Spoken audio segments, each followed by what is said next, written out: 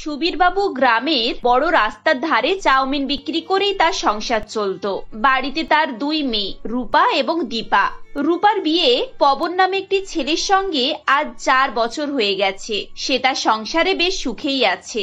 রূপার বিয়েতে সুবীর বাবু বেশ অনেক টাকাই খরচ করেন। ছোট মেয়ের জন্য তিনি সেরকম টাকা জমিয়ে রাখতে পারেননি। এদিকে তার ছোট মেয়ের বিয়ে ঠিক হয়ে যায়, তাই তিনি দিন রাত পরিশ্রম করে ছোট মেয়ের জন্য টাকা জোগাড় করছেন। একদিন তিনি তার ঠেলা গাড়ি নিয়ে বাইরে বেরোচ্ছিলেন। এমন সময় মেয়ে দীপা বলে, বাবা, আজকাল তুমি একটু বেশিই কাজ করছো। আগে তো রাত 8টায় বাড়ি ফিরে আসতে, এখন 10টা বেজে যাচ্ছে, তাও তোমার দেরি হচ্ছে। আরে মা, এই মাসে একটু ভালো করে কাজ করে নিলে হাতে অনেকগুলো টাকা পয়সা চলে আসবে। তোর বিয়েতেও একটু ভালো করে টাকা খরচ করতে পারবো, সেই জন্যই তো একটু বেশি করে কাজ করতে চাইছি। কিন্তু বাবা, কিছু টাকার জন্য তুমি যে দিন রাত পরিশ্রম করছো, এতে করে তো তোমার শরীর অসুস্থ হয়ে যাবে। তখন কি হবে বলো তো? তখন তো উল্টে টাকা খরচ হয়ে যাবে। তুমি তো সেই চিন্তা করছো না? এখন আমার কিছু হবে না। তোর বাবা কি বুড়ো থুতরো হয়ে গেছে নাকি? এখন আমি ভীষণ শক্ত তাজা আছি। তোর বিয়ে দেবো, নাতি নাতনির সঙ্গে খেলা করব। এখন আমার অনেক প্ল্যান আছে, তুই শুধু শুধু অত চিন্তা করিস না তো।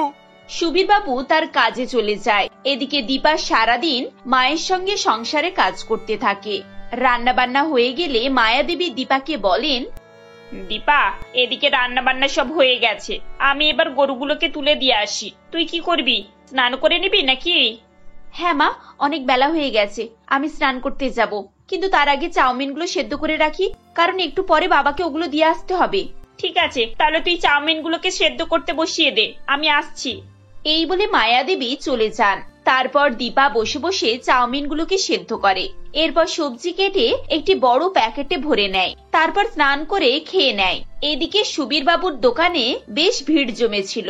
কাকু, আমাকে 2 প্লেট চাউমিন দিন। কাকু, আমাকে 2 প্লেট চাউমিন দেবে। সুবিতা, আমাকেও 2 প্লেট চাউমিন দাও। আমার 2 নাতনি খাবে, আর আমার জন্য 1 প্লেট দিয়ে দাও। খুব খিদে পেয়ে গেছে, আগে খাবো তারপর নিয়ে যাব। তোমার হাতে চাউমিন এত সুস্বাদু যে দাঁড়িয়ে থাকা যায় না। একটু না খেলে শান্তিই হয় না। আগে তো আমি এসব কিছু খেতামই না, এখন নাতি নাতনিদের পাল্লায় পড়ে নিজেও খাচ্ছি আর ওদেরকেও খাওয়াচ্ছি। হ্যাঁ হ্যাঁ, ভালোই করেছো দিদি ভাই। তোমরা আছো বলেই তো আমি এসব করে খেতে পাচ্ছি। এই করেই তো আমার সংসারটা চলে। তা যা বলেছো। তোমার মেয়ের নাকি বিয়ে ঠিক হয়ে গেছে শুনলাম। তা মেয়ে চলে গেলে তুমি তো পুরো একা হয়ে যাবে। একা সবকিছু সামলাতে পারবে? তোমার মেয়েই তো তোমার অর্ধেক কাজ করে দেয় গো। আঙ্কেল, আমাকে 10 প্লেট চাউমিন দিন। আজকে আমাদের টিউশনে ফিস্ট আছে, আমাদের স্যার খাওয়াচ্ছেন। আচ্ছা ঠিক আছে, একটু দাঁড়াও, আমি বাড়ি থেকে চাউমিন নিয়ে আসছি। এমন সময় দীপা চাউমিন এবং সবজি নিয়ে সেখানে এসে হাজির হয় আর বলে, এই নাও বাবা, আমি চাউমিন নিয়ে চলে এসেছি। তোমাকে আর কষ্ট করে যেতে হবে না, তুমি চটপট চাউমিন তৈরি করে নাও। দেখলে তো দাদা, তোমার মেয়ে তোমার কত সাহায্য করে। তোমাকে বাড়ি পর্যন্ত যেতেও হলো না, আর চাউমিন এসে হাজির হয়ে গেছে। নাও, এবার চটপট করে চাউমিন গুলোকে বানিয়ে ফেলো। সেই কখন থেকে দাঁড়িয়ে আছি। সুবীর একগাল হেসে চাউমিন বানাতে শুরু করে। এদিকে দেখতে দেখতে 2-3 মাস কেটে যায় এবং দীপার বিয়ের দিন এগিয়ে আসে। রাত্রিবেলা খাবার খেতে বসে মায়া দেবী বলেন, দীপা মা, আর কদিন পর তুই শ্বশুর বাড়ি চলে যাবি। তোর জন্য না খুব মন খারাপ করবে। সারা দিন তুই আমাদেরকে কত সাহায্য করতিস, সব কাজে এগিয়ে আসতিস। আমাদের তো অভ্যেস খারাপ হয়ে গেছে, এখন সব কাজে তোকে খুঁজতে হয়। মা, মন খারাপ করে আর কি করবে? তোমরাই তো জোর করে আমার বিয়েটা দিচ্ছ। এত করে বললাম দিদির বিয়ে হয়ে গেছে, তোমরা একা হয়ে গেছো। আমি অন্তত তোমাদের সঙ্গে থাকি, বুড়ো বয়সে তোমাদের দেখাশোনা করব। কিন্তু তোমরাই তো আমার কথা শুনলে না। পাগলি মেয়ে কোথাকার, তা বললে হয় নাকি? মেয়েরা বড় হলে তাদেরকে এক না একদিন শ্বশুর বাড়িতে যেতেই হয়। তারা কি আর সারা জীবনের জন্য বাপ মায়ের কাছে থাকতে পারে? কিন্তু মা, আমারও তো তোমাদের জন্য মন খারাপ করবে বলো। তোমরা দুজনে এখানে একা একা থাকবে, সেটা তো আমার পক্ষেও কষ্টকর। তুই আমাদের কথা চিন্তা করবি না মা, আমি আর তোর বাবা এখানে দিব্যি থেকে যাব। মাঝে মাঝে তোর বাড়িতে বেড়াতে যাব, আর তোর সময় হলে তুইও আমাদের এখানে আসবি। সংসার সুখী হয় রমণীর গুণে, এই কথাটা সারা জীবন মাথায় রাখবি মা।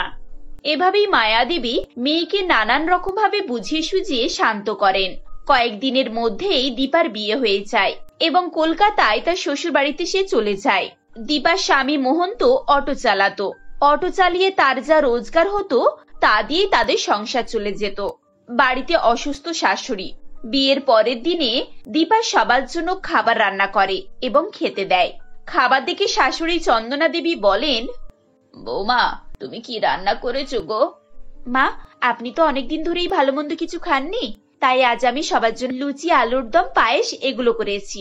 আরে বাহ দীপা, তুমি এত সব আইটেমের খাবার রান্না করেছো। এসব রান্না তো আমরা বাইরে থেকে কিনে খাই, বাড়িতে কেই বা রান্না করবে? আজ থেকে এসব খাবার আর বাইরে থেকে কিনতে হবে না। Pakora, chowmein, egg roll, Mughlai, Maggi এই সবকিছু আমি বাড়িতেই বানাতে পারি। খেয়ে দেখো তো কেমন স্বাদ হয়েছে। সবাই দীপার হাতের রান্না খায় এবং তারা দীপার রান্নার খুব প্রশংসা করে। বৌমা, তোমার হাতের রান্না দেখে তো মনেই হচ্ছে না এগুলো ঘরের তৈরি। বাবু যখন মাঝে মাঝে বাইরে থেকে খাবার কিনে আনে তখন সেগুলো এরকমই হয়, তবে তোমার হাতের রান্নাগুলো সেগুলোর থেকে অনেক ভালো। তা তুমি এত সুন্দর রান্না কোথা থেকে শিখলে? মা, আপনারা তো জানেন আমার বাবা চাউমিন বিক্রি করে, আমি বাবার কাছ থেকেই এসব রান্না শিখেছি। বাবার রান্নার হাত খুব ভালো। সে তো তোমার হাতের রান্না খেয়েই বুঝতে পারছি। যাই হোক, তারা কেমন আছেন তা মাঝে মাঝে তো তাদেরকে এখানে আসতে বলতে পারো। মেয়ের বিয়ে দিয়েছে, তার সংসার কেমন হয়েছে তারাও তো দেখে যাক। হ্যাঁ মা, আমি নিশ্চয়ই তাদেরকে আসতে বলবো। এভাবেই হাসি খুশি এবং আনন্দ নিয়ে দীপার সংসার বেশ ভালোভাবেই কেটে যাচ্ছিল। কয়েক মাস পর হঠাৎ একটি সমস্যা দেখা দেয়। একদিন প্রচন্ড বৃষ্টি হয়। রাতের অন্ধকারে মোহন্ত তার অটো চালিয়ে ভাঙা রাস্তার উপর দিয়ে আসছিল। অন্ধকারে সে কিছুই বুঝতে পারে না এবং একটি বড় গর্তের মধ্যে তার অটোটি ফেঁসে যায় এবং উল্টে যায়, যার ফলে মোহন্তের হাতে, পায়ে, কোমরে চোট লাগে। তাকে হাসপাতালে নিয়ে যাওয়া হয় এবং চিকিৎসা করানো হয়। ডাক্তারবাবু বলে দেন মোহন্তকে টানা 3 মাস রেস্ট নিতে হবে। এই কথা শুনে দীপা এবং চন্দনা দেবী দুজনেই কান্নাকাটি শুরু করেন। আমার ছেলের এরকম বিপদ কি করে হলো? এবার আমাদের কি হবে? এই 3 মাস আমি ওকে কিচ্ছুটি করতে দেব না। হ্যাঁ মা, এই 3 মাস আপনার ছেলেকে পুরোপুরি বেড রেস্টে থাকতে হবে। আপনি চিন্তা করবেন না, আমি দেখছি কি করে কি করা যায়। কিন্তু বৌমা, তুমি একা কি করবে বলো তো? তুমি তো আর ওর মতো অটো চালাতে পারো না। কি করে আমাদের সংসারটা চলবে? কি করা যায় আমি দেখছি, আপনি চিন্তা করবেন না। এদিকে জামাইয়ের অ্যাক্সিডেন্টের খবর শুনে দীপার বাবা মা খুবই চিন্তিত হয়ে পড়েন। তারা জামাইকে দেখতে আসেন। দীপা মা, কেমন আছিস? জামাই কোথায়? খুব বেশি চোট লাগেনি তো? চোট তো লেগেছে মা, তোমার জামাইয়ের এখন 3 মাস বেড রেস্ট নিতে হবে। ও এখন এই কদিন কিছুই করতে পারবে না। হে উপরওয়ালা, এবার কি হবে? এত বড় অ্যাক্সিডেন্ট হয়েছে তা তো আমরা বুঝতেই পারিনি। আমরা ভেবেছিলাম হয়তো একটু আধটু হালকা চোট লেগেছে। দিদি, আর বলবেন না, কপাল খারাপ হলে যা হয়। এখন তো শুধু এটাই চিন্তা যে একেই ওর চিকিৎসার খরচ, তার উপরে সংসার, সবকিছু যে কি করে করব কিছুই বুঝতে পারছি না। আরে দিদি, আপনি চিন্তা করছেন কেন? আমরা তো আপনাদেরই পরিবার, আমরা এসে গেছি তো, কিছু না কিছু একটা ব্যবস্থা হয়ে যাবে। দীপা, তোর বাবা আছে, তাহলে তোর কিসের চিন্তা বলতো? আমি সঙ্গে কিছু টাকা এনেছি, এই টাকাটা দিয়ে মোটামুটি ভাবে একটা ঠেলা গাড়ি কিনে নে আর সমস্ত রকমের সরঞ্জাম কিনে ফেল। 2 বাপ মেয়ে মিলে একটা দোকান দে। তুই তো জানিস গ্রামে তোর বাবার হাতে তৈরি ফাস্টফুড কেমন বিক্রি হতো, আর এটা তো কলকাতা, এখানে দোকান আরো ভালো চলবে। মা, তুমি কথাটা কিন্তু একেবারে ঠিক বলেছো। আমিও মনে মনে এরকমই কিছু একটা ভাবছিলাম, কিন্তু বাবার তুমি তোমাদের কাজ ছেড়ে এখানে কতদিনই বা থাকবে বলো তো? আরে বাবা, তোরা এখন বিপদে পড়েছিস, আর এখন আমাদের কাজের কথা ভাবলে চলবে? আগে তোকে একটু ঠিকঠাক করে দি, তারপর ওসব নিয়ে ভাববো। পরের দিন থেকে দীপা এবং তার বাবা জোর কদমে তাদের ফাস্টফুডের ব্যবসায় লেগে পড়ে। প্রথমে একটা ঠেলা গাড়ি কেনা হয় এবং আরো অন্যান্য সামগ্রী। সমীর বাবু চাউমিন, এগরোল এগুলো বানান। এদিকে দীপা ম্যাগি বানায়, কারণ ম্যাগি বানাতে সে এক্সপার্ট ছিল। Veg Maggi, chicken Maggi, cheese Maggi, paneer Maggi, এরকমই বিভিন্ন ধরনের ম্যাগি সে বানাতে পারত। কলকাতার রাস্তায় তাদের ঠেলা গাড়িতে প্রথম দিনেই বেশ ভালো বিক্রি হয়। দিদি ভাই, আমাকে তাড়াতাড়ি একটু ম্যাগি বানিয়ে দিন তো, আমার অফিসের জন্য লেট হয়ে যাচ্ছে। দিদি, আমাকেও 1 প্লেট চিকেন ম্যাগি বানিয়ে দিন। হ্যাঁ হ্যাঁ, আমি দিচ্ছি, আপনারা একটু দাঁড়ান, আমি সবাইকে দিচ্ছি। আরে বাহ, আপনার হাতের ম্যাগি তো দুর্দান্ত স্বাদ। সাধারণ ম্যাগি দিয়ে যে এত সুন্দর আইটেম করা যেতে পারে তা তো আমি জানতামই না। এখানে এবার থেকে আমি রোজ আসবো। একদম ঠিক কথা, আমিও এর আগে কখনো এত টেস্টি ম্যাগি খাইনি। এই দোকানটা তো বেশ ভালোই চলবে বলে মনে হচ্ছে। কলকাতায় এরকম খাবার খুব পাওয়া যায়, কিন্তু এত টেস্টি খাবার, তাও আবার এত কম দামে, এটা কিন্তু খুব একটা দেখতে পাওয়া যায় না। এভাবেই এক এক করে তাদের দোকানে ভিড় বাড়তে শুরু করে। এদিকে সুবীর বাবু এগরোল, চাউমিন বিক্রি করেন, আর ওদিকে দীপা ম্যাগি। কিছুদিনের মধ্যেই তাদের ব্যবসা দাঁড়িয়ে যায় এবং দীপা কলকাতাওয়ালি ম্যাগি বৌমা নামে ফেমাস হয়ে যায়। সবাই এসে তার স্টলে ভিড় করে এবং ব্লগ বানায়। এদিকে সংসারের উন্নতি হয়। মায়াদেবী এবং সুবীর বাবুর বাড়ি ফিরে যাওয়ার সময় হয়ে আসে। মায়াদেবী চন্দনা দেবীকে বলেন, দিদি, আমাদের কাজ শেষ হয়ে গেছে, এবার আমরা আসি। আপনারা আমাদের বিপদের সময় আমাদের পাশে দাঁড়িয়ে যা উপকার করলেন তা আমি কখনোই ভুলবো না। আচ্ছা দিদি, এরকম করলে হয় না? আপনারা সারা জীবনের জন্য তো এখানে থেকে যেতে পারেন। আপনারা তো দুটো মানুষ, আবার গ্রামে ফিরে গিয়েই বা কি করবেন? তাছাড়া বৌমার নিজের ব্যবসা সামলাক, আর দাদা নিজেরটা। সে তো বুঝতে পারছি, কিন্তু মেয়ে শ্বশুর বাড়িতে থাকাটা একটু কেমন কেমন লাগে না? আশেপাশের লোকজন কি ভাববে বলুন? দেখুন দিদি, আমরা যখন বিপদে পড়েছিলাম তখন আশেপাশের লোকজন এসে আমাদেরকে সাহায্য করেনি। তখন আপনারা আমাদের পাশে এসে দাঁড়িয়েছিলেন, তাই এখন আমরা কেন বাকিদের কথা ভাববো বলুন তো? আপনার যদি মেয়ের বাড়িতে থাকতে সমস্যা হয় তাহলে আপনারা আমাদের পাশের এই বাড়িটা ভাড়া নিয়ে নিন। এটা অনেক দিন ধরেই ফাঁকা পড়ে আছে, ভাড়াও খুব কম। দাদার যখন এখানে ব্যবসা দাঁড়িয়েই পড়েছে, তাহলে আপনাদের আর থাকা খাওয়ার চিন্তা কিসের? হ্যাঁ মা, আমার শাশুড়ি মা একদম ঠিক কথা বলছেন। এমনিতেও তোমাদের বয়স হচ্ছে, এখন তোমরা একা একা গ্রামে থেকেই বা কি করবে বলো তো? এখানে আমার চোখের সামনে থাকলে আমিও তোমাদেরকে দেখতে পেলাম, আর তোমরাও আমাদের পাশে থাকলে। একে একে সবাই তাদেরকে বোঝায় এবং তারা রাজি হয়ে যান। কয়েক বছর পর দীপা অনেক বড় একটি রেস্টুরেন্ট খোলে। এভাবেই একে অপরের পাশে থেকে তারা নিজেদের কষ্টের দিনগুলোকে পেছনে ফেলে এগিয়ে যায়।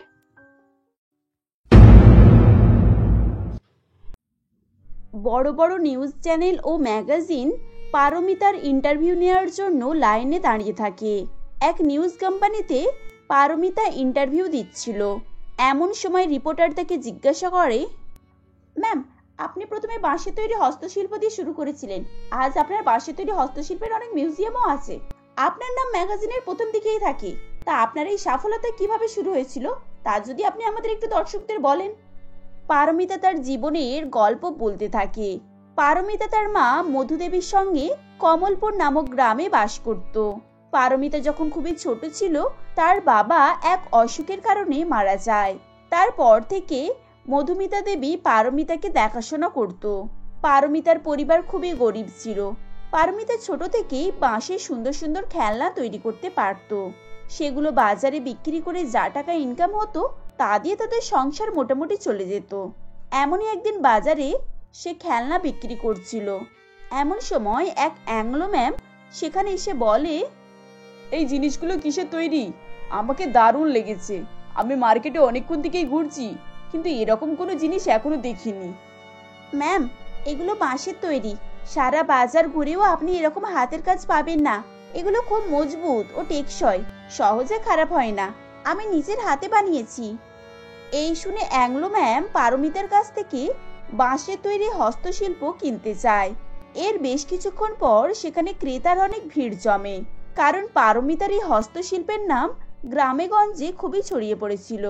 তার দোকানে কিছুক্ষণের মধ্যেই বাঁশের তৈরি হস্তশিল্প সবকিছুই বিক্রি হয়ে যায়। অর্পিতা দূর থেকে মনে মনে ভাবে, পারমিতার কিছুক্ষণের মধ্যেই দোকানে সব মাল বিক্রি হয়ে গেল। আমিও ভাবছি কাল থেকে বাঁশের তৈরি জিনিসপত্রই বিক্রি করব, তাহলে ওর সাথে সাথে আমারও বেশ কিছু জিনিসপত্র বিক্রি হয়ে যাবে।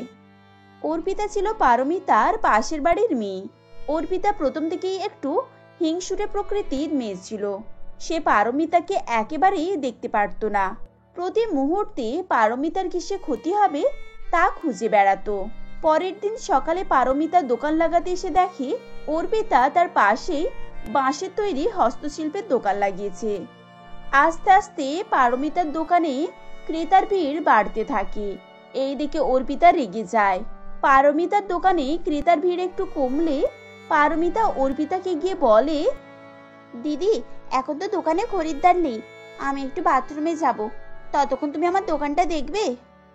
হ্যাঁ হ্যাঁ, যাও, তোমার দোকান মানে তো আমারও দোকান, আমি দেখবো না সেটা আবার হয়? তুমি নির্ভয়ে যাও। পারমিতা চলে যাওয়ার কিছুক্ষণ পর ছায়া নামে এক খরিদ্দার পারমিতার দোকানে আসে। ছায়া কিছুক্ষণ দাঁড়িয়ে পারমিতাকে না দেখতে পেয়ে সেখান থেকে চলে যাচ্ছিল। এমন সময় অর্পিতা তাকে ডেকে বলে, এই যে দিদি, চলে যাচ্ছেন যে, এদিকে আসুন। আমি তো পারমিতার কাছে এসেছিলাম। ওর কাছ থেকেই আমি বেশিরভাগ সময় হাতের তৈরি করা জিনিস কিনে থাকি, কিন্তু ওকে তো এখন দোকানে দেখতেই পাচ্ছি না। এখন তাই চলে যাচ্ছি। ও আসলে তারপরই না হয় আসবো। ওর তো ওরকমই স্বভাব, কখন থাকে কখন হুট করে চলে যায়। ও নেই তো কি হয়েছে, আপনি আমার দোকানে আসুন। আমার দোকানে আপনি যা খুঁজবেন তাই পাবেন। একবার নিয়েই দেখুন না, যদি পছন্দ না হয় ফেরত দিয়ে টাকা নিয়ে নেবেন। অর্পিতার কথা পারমিতা দূর থেকে দাঁড়িয়ে শুনে নেয়। ছায়া অর্পিতার দোকান থেকে হস্তশিল্প কিনে চলে যাওয়ার পর পারমিতা সেখানে এসে বলে, দিদি, আমি তোমাকে আমার দোকান দেখতে বলে গিয়েছিলাম, আর তুমি কিনা আমার খরিদ্দার কাটিয়ে নিচ্ছ। এরকম তোমার ব্যবহার? তোর বাঁশের তৈরি হাতের কাজ খরিদ্দারের পছন্দ হয়নি, তাই আমার দোকানে এসে কিনেছে। তাতে আমি কি করব? দোকানে থাকবি না, তাও অন্যের ভরসায় ছেড়ে দিয়ে চলে যাবি, তারপর আবার আমার ব্যবহার নিয়ে প্রশ্ন তুলছিস? দাঁড়া, তাহলে আমার ব্যবহারের পরিচয় তোকে দেখাতেই হচ্ছে। এই বলে রেগে অর্পিতা সেখান থেকে কালু মস্তানের বাড়ি যায়। কালু মস্তান ছিল অর্পিতার দূর সম্পর্কের আত্মীয়। কালু মস্তান লোককে মারধর করে টাকা আদায়, ছিনতাই এসব কাজই করে থাকতো। অর্পিতা কালু মস্তানের কাছে গিয়ে কাঁদতে কাঁদতে বলে, দাদা, ওই যে পারমিতা আমাকে বাজারে দাঁড় করিয়ে অপমান করেছে, আমার ব্যবহার নিয়ে উল্টোপাল্টা কথা বলেছে। এর উপযুক্ত শাস্তি তোমাকে দিতেই হবে। তুই কিছু মনে করিস না বোন, তোর মান সম্মান নিয়ে খেলা করেছে। ও জানে না তুই কাল্লু ডাকাতের বোন আছিস। ওর কি অবস্থা করি তুই দেখে নিবি। কালকের পর থেকে ওর বাজারে বসতেই পারবে না। এই শুনে অর্পিতা খুশি হয়ে সেখান থেকে চলে যায়। পরের দিন সকালে পারমিতা বাজারে দোকান লাগিয়েছিল। এমন সময় কালু ডাকাত এবং তার সঙ্গীদের নিয়ে সেখানে এসে বলে, এই মেয়ে, যদি প্রাণে বাঁচতে চাস তাহলে এখান থেকে দোকান হাঁটিয়ে নে, না হলে তোর দোকান ভেঙে গুড়িয়ে দেবো। তুই আমার বোন অপর্ণাকে উল্টোপাল্টা বলেছিস। আমি কেন আপনার বোনকে উল্টোপাল্টা বলতে যাব? ওকে আমি দোকান দেখতে বলেছিলাম, উল্টে ও আমার খরিদ্দার কাটিয়ে নিয়েছে। কালুদা, এতে কার দোষ বলুন? আমার না আপনার বোনের? আমি অত শত জানি না। আমার বোন বলেছে যখন তোকে এখান থেকে উঠে চলেই যেতে হবে, আর যদি না যাস তাহলে আমার লাঠিয়াল তোর দোকান ভেঙে গুড়িয়ে দেবে। তবে রে, এই লালু, এই ভুলু, দোকানটা ভেঙে গুড়িয়ে দে তো। কালু ডাকাতের কথা মতো তার সঙ্গীরা পারমিতার দোকান ভাঙতে থাকে। এইদিকে পারমিতা কাঁদতে থাকে। ও লোকের কাছে সাহায্য চাইতে গেলে কেউ তাকে সাহায্য করে না, কেননা কালু ডাকাতকে সবাই ভয় পেত। কিছুক্ষণের মধ্যে কালু ডাকাতের সঙ্গীরা পারমিতার দোকান ভেঙে সেখান থেকে চলে যায়। পারমিতা ও দুঃখী মনে সেখান থেকে বাড়ি ফিরে আসে। এই দেখে তার মা মধুমিতা দেবী তার মা বলেন, কি রে মা, আজকে এত তাড়াতাড়ি চলে আসলি যে? আগের দিনের থেকে কি আজকে বেশি তাড়াতাড়ি বিক্রি হয়ে গেল নাকি? কি হলো, তুই চুপ করে বসে আছিস যে? কিছু বলছিস না কেন? কিছু হয়েছে নাকি? পারমিতা তার মাকে বাজারে কি কি হয়েছে সবকিছুই বলে।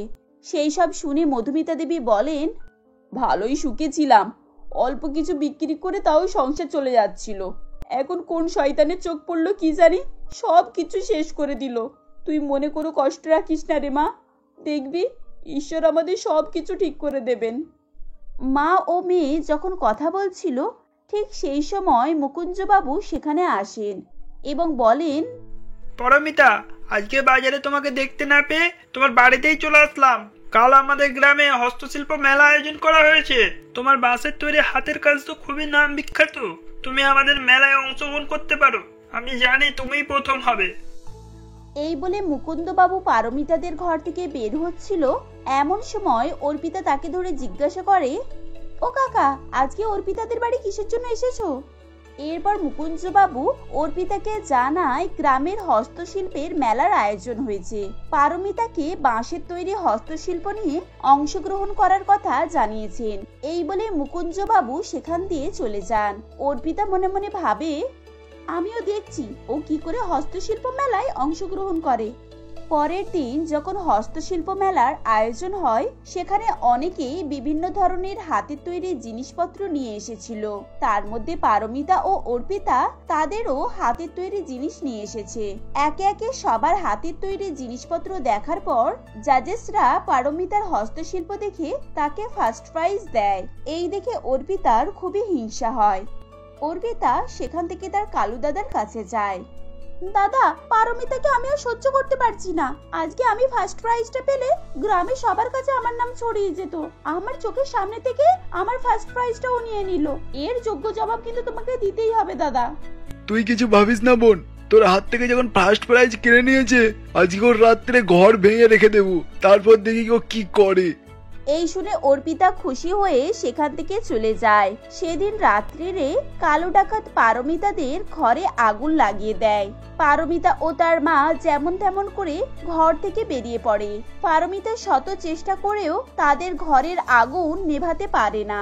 তার চোখের সামনে ঘর পুড়ে ছাই হয়ে যায়। তখন মধুমিতা দেবী কাঁদতে কাঁদতে বলেন, হায় ভগবান, গরিবের এত কষ্ট, ভালো করে দুবেলা দুমুঠো খেতে পায় না, তার উপরে একটা ভাঙা ঘর ছিল, তাও আবার কেড়ে নিলে। এখন আমরা কোথায় যাব ভগবান? এই বলে মধুমিতা দেবী কাঁদতে থাকে। তখন পারমিতা বলে, মা তুমি কেঁদো না, আমাদের ঘর পড়ে গেছে তো কি হয়েছে? যেখানে আমি বাঁশের তৈরি জিনিসপত্র তৈরি করতে পারি, এখানে আমাদের বাঁশের ঘর তৈরি করতে পারবো না? আমি নিজের হাতে বাঁশের তৈরি ঘর তৈরি করব। এই বলে পরের দিন সকালে অর্পিতা তার নিজের হাতে বাঁশের ঘর তৈরি করে। তার এই শৌখিন হাতের কাজ দেখে গ্রামের সকলে তার নাম করতে থাকে। দূর দূরান্ত থেকে লোক আসে তার এই বাঁশের তৈরি ঘর দেখার জন্য। এভাবেই বেশ কিছুদিন কেটে যায়। একদিন পারমিতা ঘরে বসেছিল, এমন সময় এক অ্যাংলো ম্যাম সেখানে আসে ও বলে, তোমার নাম পারমিতা না? আমাকে চিনতে পারছো? আমি ইংল্যান্ডের রানী ভিক্টোরিয়ার সহকর্মী। অনেকদিন আগে তোমার কাছ থেকে বাঁশের তৈরি হস্তশিল্প কিনে নিয়ে গিয়েছিলাম। ইংল্যান্ডে তোমার হাতের কাজ খুবই নাম করেছে। ইংল্যান্ডের মিউজিয়ামে তোমার হাতের কাজ রাখার জন্য তোমাকে রানী ভিক্টোরিয়া আমন্ত্রণ জানিয়েছে। এই শুনে পারমিতা খুবই খুশি হয়ে যায়। সে এবং তার মা অ্যাংলো ম্যামের সঙ্গে ইংল্যান্ডে চলে আসে। এরপর থেকে পারমিতা আস্তে আস্তে সেলিব্রিটিতে পরিণত হয়। পারমিতা তার জীবনের গল্প রিপোর্টার ম্যাডামের কাছে শোনানোর পর রিপোর্টার ম্যাডাম বলেন, থ্যাংক ইউ পারমিতা, তোমার এই মূল্যবান সময় আমাদেরকে দেওয়ার জন্য। তো বন্ধুরা, আজকে তোমরা শুনলে পারমিতা কিভাবে স্ট্রাগল করে আজ এই উচ্চ শিখরে পৌঁছেছে। তোমাদের জীবনে যদি এমন কোনো স্ট্রাগল করে বড় হওয়ার গল্প থেকে থাকে, তাহলে আমাদের কমেন্ট বক্সে অবশ্যই জানিও। ধন্যবাদ।